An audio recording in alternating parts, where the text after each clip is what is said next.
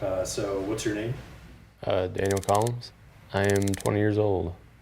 So I've been working for Kifaru about, it's been 3 months now. Loving it. What is a barebow? There's three main tournament styles of like archery tournament shooters, and that's a compound shooter, Olympic recurve, and then recurve barebow. Basically, it's a recurve that's got nothing on it to help you.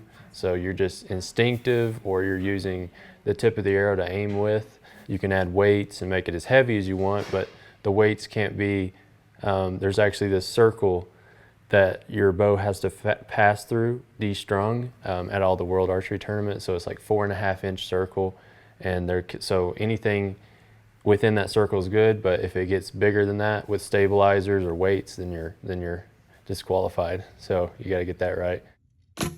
So I've been shooting a bow for going on 3.5, 4 years. I just started to pick up a recurve then, just because I wanted to be a better, more proficient hunter. And then just one day I was in the local archery shop, and a guy named Jim Laird hooked me up with a barebow and everything. He was like, "You're shooting really good, so I'll kind of help you out." So I started going to his house, and he was just giving me arrows and bows and just teaching me everything about it. So and then he took me to the national S3DA tournament, which was like the high school tournament, because I was still in high school. Ended up winning that, so #1 in the nation there, and then that just started everything from that point out, wanting to shoot national tournaments and just be the best that I could be. I kept having little goals, like I want to go to this tournament and win that, and once I have that under my belt, I'll move on to the bigger and better tournament. And then it got to the point where the next big tournament was the Worlds. So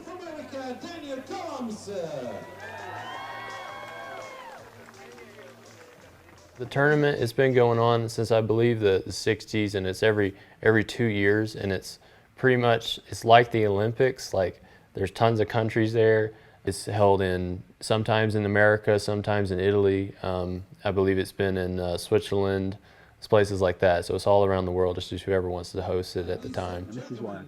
So there was probably 30 or 40 different countries there, and a total of about 3,500 shooters, which is something I really didn't expect when I showed up there. And out of those 4,000 shooters, there was about 250 men's barebow shooters.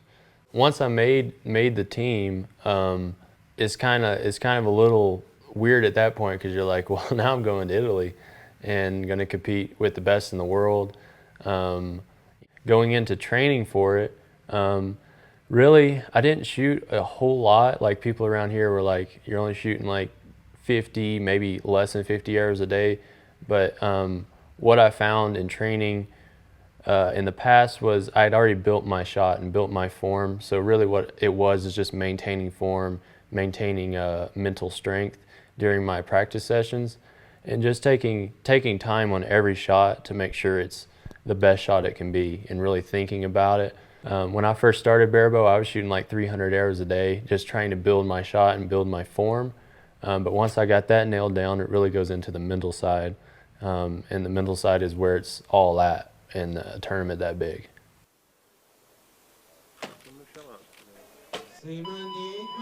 So qualifications, there's 2 days of qualifications. It's 25 targets per day of qualifications, but you actually shoot 2 arrows per target.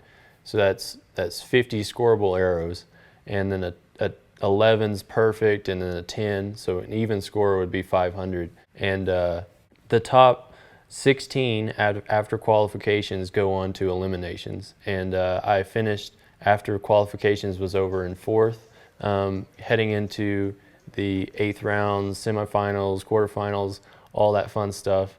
So heading into my first shoot down into the eliminations rounds, I won that one and then won the next one. So that put me straight into the semifinals, which is top 4. So then I knew I was at least going to shoot for a medal. Going into the semifinals, I shot against David Jackson. I was number 4, he was number 1, so we went together, and he beat me by 2 points. And if I beat him, I'd went on to the gold and silver medal match, so it at least got a medal. And so he beat me, and he really is the best barebow shooter in the world. And we were so close, and it was an honor to get to shoot against him.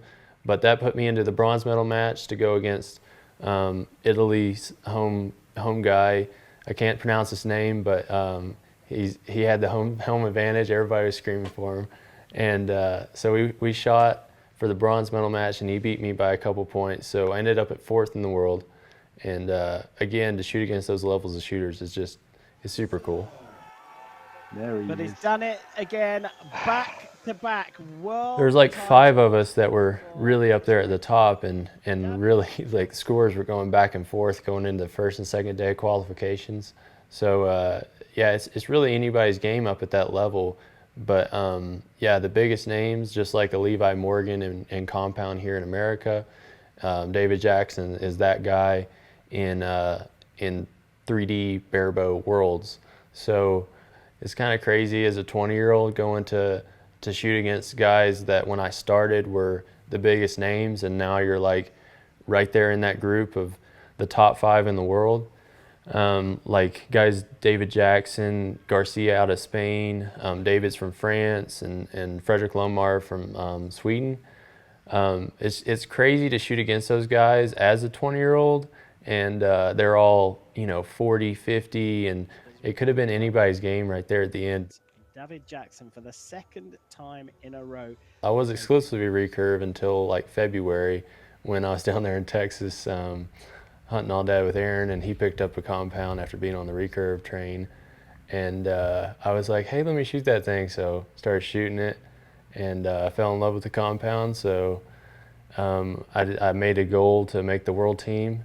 And if I made the worlds and went to the worlds, I would switch once I got back. So now I guess I'm exclusively compound. So will I ever go back to the 3D worlds? Maybe in 10, 12 years, because right now my focus has totally changed from barebow, and it's going on to being a pro compound shooter.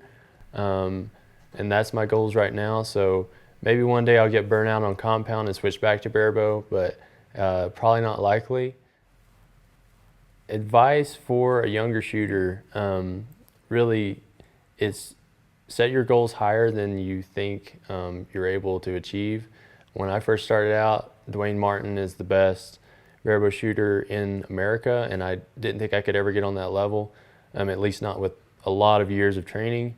But it just happened, I started training hard, working towards it, and then that goal happened, and then I started to realize that's how you achieve goals in life. So I started setting goals way higher than I probably should. And if you try super hard to achieve an unrealistic goal, you're going to end up in a place better than you really thought in the beginning. So that's the advice I have for younger shooters.